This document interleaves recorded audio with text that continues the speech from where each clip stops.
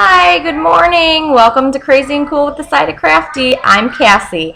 You can join myself, Lilac City Mama, Green Eyed Mama, and Simply Stavish this week as we talk about swim lessons. Swim lessons. Wow, where do I start? So, I like swimming. I love swimming. I'm a fish. So, it was really important that my girls get introduced to water and swim a lot because I love to swim.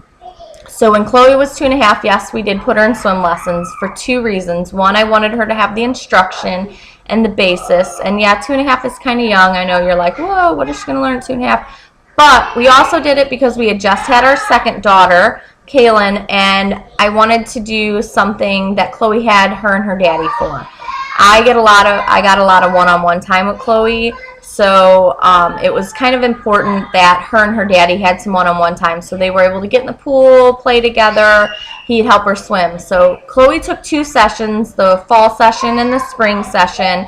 And while she went, I watched and paid attention to what the instructor was doing, how they were teaching. She was really good with making games into learning how to swim and everything. So I watched that, and then over the summer, my mom and I, we started using those techniques with Chloe in a pool that we go to quite often, and from there, it's just gone great. She now is swimming underwater with no floaties. She's able to tread water. She can doggy paddle. She's not scared of the water, but she knows she needs to respect it.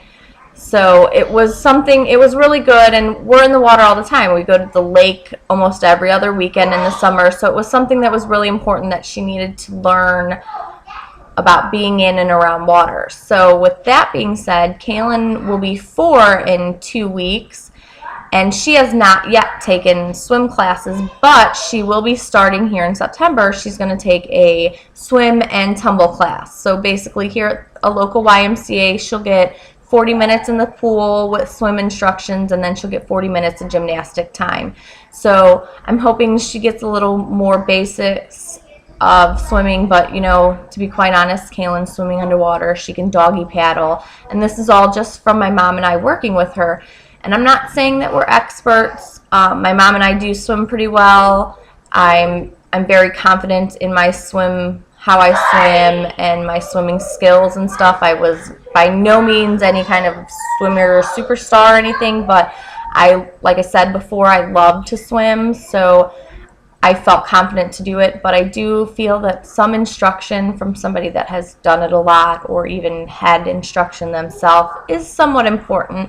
I mean, there might be things that I didn't think about teaching them or showing them that the swim instructor might give them. Another really good reason why I think it's important for swim lessons is for them to learn the rules of the pool.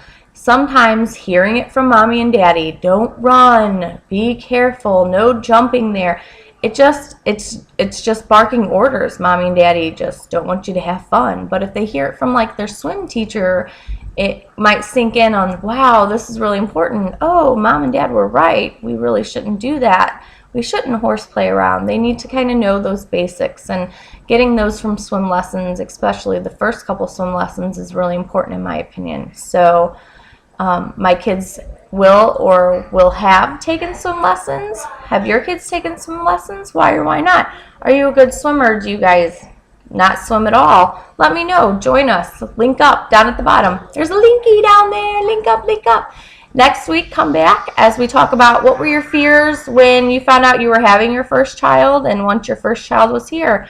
Just come back and discuss what it was like being a first-time parent. Thanks for joining us. See you next week. Bye-bye.